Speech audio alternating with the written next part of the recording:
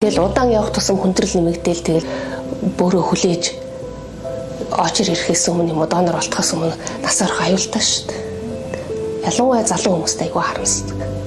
Бид нар ч гэсэн бас өөр хөвгттэй хэдэн жижиг харагдаад амьд явчихсан тэгээд бодоо явж байгаа шүү дээ. Өчнө олон. Одоо улам залуучаад байна. Энэ өвчин. Саяны энэ асуудал үүснээс хойш ер нь бол кадавр донорын хаалгаа хийгдэг гэж ашиг юм л та. Тэгээд бид нар бол бас хүлээсээр л шүү дээ. Бүр орлуулах хэмжлэгэнд ороод 3 жил гарсан болж байна. Бүрний харахад төгтөлд орсон гэсэн үг. Би 2023 онд хүлээлгийн жагсаалтанд бүртгүүлсэн байгаа. Тэгээд саяны энэ асуудал үүснээс хойш ер нь бол кадавр донорын хаалгаа хийгдэг гэж ашиг юм л та. Тэгээд бид нар бол бас хүлээсээр л шүү дээ. Би одоо 14 онд орж байна. 14 онд ороод одоо 11 жил орж байна. Одоо хүмүүс одоо доороосоо их даарах, энэ хоолоо их өвдөх, энэ хорхон эцэн шүдтэй удаа явахаар ингэж яадаг бас энэ юуны бүрийн дутагдалд ордог гэсэн. 18 онд юу яагаад бүртгүүлсэн. Одоо нэг 40 50-д яваа мó 40-д яваа. Амьгуу донор гарсан тэр 60-д нэг өвгөн харваад амьгуу донор юунаас авсан. Харваад бүр юуны олцсон. Тийм хүнээс аваад бид нар шүн бүр 3 нэг өнгөрч явах дуудагдаад тэгээд 3 гэхэд юунд сонгогдоод хүмүүс ахалгаанд орж исэн. Угаасаа тэгээд донор гарахаар удаан байлгадаг гэсэн бас 8 цагийн дотор юу яах солих авахнд тавих ёстой гэд тэгс дууд яатсан. Тэгээд бид дуудаа 30% таараад миний 30% таараад бус хүмүүсийнх нь болохоор 50%-тай таарсан хүмүүс нь их юу таарсан хүмүүс нь ордог юм билээ л дээ. Тэгээд нэг удаа дутагдсан. Би бөөрийн дутагдал гломерулонефрит гэдэг өвчнөөр бөөрийн дутагдалд ороод тэгээ одоо аппаратанд 17 жил явж байна. Ер нь бол байсгигээл одоо хүмүүсийг дуудаал шүн мөн дуудаал тэгэл юу ятдаг байсан байхгүй юу. Тэгэл тэр одоо бүлгэнд хараад дуудагдсан гэнгээл тэгэл тэр аппаратанд орсон гэнгээл ингээл байсгийл яригддаг байсан. Тэрнээс хойш бол тэгээд эрс зөөрцөн. Бөөрийн аппаратанд явхад зөндөө хүндрэл гараад тэгээд одоо зүрх судас даралт гээл тэгэл өөр зөндөө хүндрэл гараад тэгээд юу яаж нас орж болж байгаа байхгүй юу. Тэгэхээр чи айгүй харамсалтай байгаа байхгүй юу. Тэгээд залуу хүмүүс ч зөндөө байна. Одоо настаа хүмүүсээс гадна залуу хүмүүс бүр харамсалтай. Донор удаашрах юм бол энэ бөөрийн аппаратны дагвар хүндрэлээс бол тэгэл нас орох аюултай шүү дээ. Тэгээд зүрх судас байна. Гол нь зүрх судас даралт харавж ийн тий өөр тэгэл бас хүний янз янзын хүндрэл байна.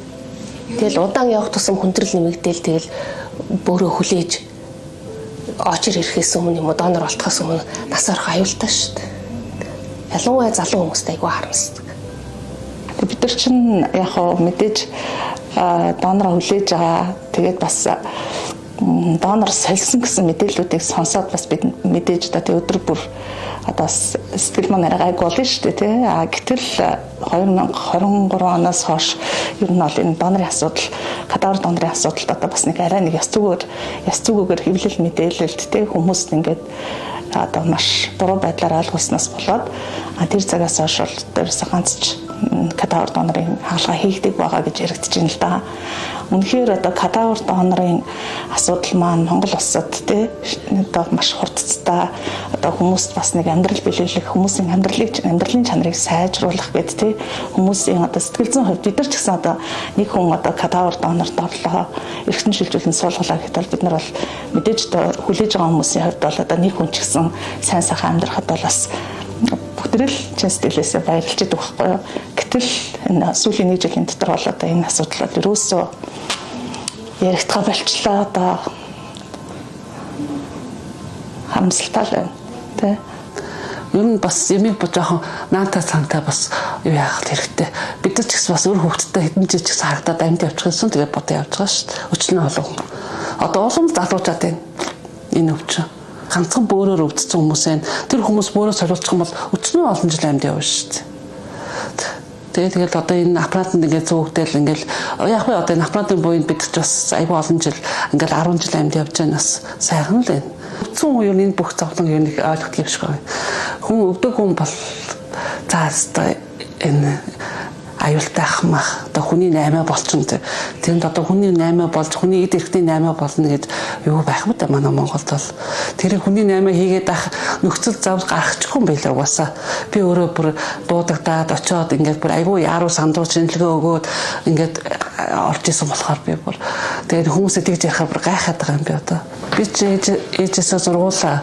Тэгээд 3 2 дугаар бүлэг 3 1-р бүлгийн цастай юм байлээ байдаг юм байна. Тэгээд яасан ахаасаа авахсан чинь вирустэй гараад дүү маань бас бөөрөө өгөх гээд хөдөөний малчин байхгүй юу. Тэгээд өвлийнхаа юу бэлтгэлийг хийж хагаад өвс яаж хагаад машин дээрээс очиж нуруугаа гэмтээгээд тэгээд бөөр нь асуудалтай болоод тэгээд авчдаг ингэ байхгүй болчихдог байхгүй.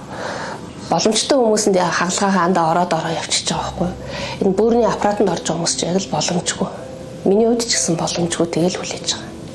Айгуу харамсалтай. Тэр бачуулан юмч анхны энэ бөөр шилжүүлэлт сул хагалгаануудыг хийжсэн донорын хуулийг одоо шинжилнэ сайжруулахыг бүгдийг хийжсэн, бүх юмд нь оролцож исэн.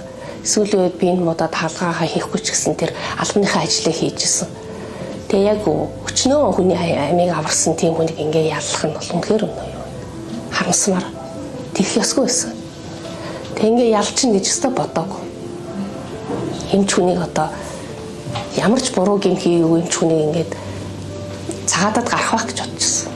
Хамгийн харамсалтай нь бол ганц одоо эрүүл мэндийн салбарт энэ хүнд одоо энэ хүмүүст амьдрал бэлгэлж байгаа ганц одоо эмчийн маань тий ингээ хорч байгаа одоо энэ байдалд оруулаад энэ одоо юу зогсоож байгаа нь бүр үнэхээр харамсалтай. Олон жил болж байгаа хүмүүс ингээл хажуу талын сандлан дээр суудаг байсан ч юм уу тий ямар нэгэн хүмүүс ингээл өнгөрчлөөхэд үнэхээр харамсалтай л байдаг. Тэгээд ингээд саяхан ингээл хажуу талын маань тэгээ сандлын ингээл өнгөрчлөөхэд харамсалтай л байгаа байхгүй юу. Магадгүй боломж байсан бол гэдэг бодол бол өөр их бол орж ирж байгаа юм чи тий. Ингээд 4 бүлгийн цустаа штэ. Тэгэхээр чин тэгээд одоо юу гэдэг нэгдүгээр тэр цусны бүлгэнд таарч ах хэрэгтэй байхгүй юу. Тэгэхээр чи одоо эхний 28-д орсон хүмүүсээс ингээд нэг донор гарлаа гэхэд 2-р бүлгийн юута бүлгийн донор гарлаа штэ. Амьгуу донор. Тэнгүү чин дээр эхний яг номер 7-ыг дуудахгүй штэ. Тэр эхний 28-аас 7 хүн дуудлаа гэхэд 4-1 штэ. 7 хүн дуудлаа гэхэд 2-р бүлгийн цустай донорыг дуудаж байгаа байхгүй юу? Тэгэхээр чи 1-р, 5-р, 15-р хүмүүсийг дуудчих тий. Тэгээ тэднээс ингээд хамгийн их сайн тохирсныг нь авчиж байгаа байхгүй юу?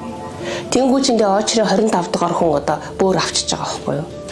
Тэнгүүч ингээд бас сайн ойлгоогүй ар гэр хамаатнууд одоо ингээд энэ миний хойно диализд орсон штэ.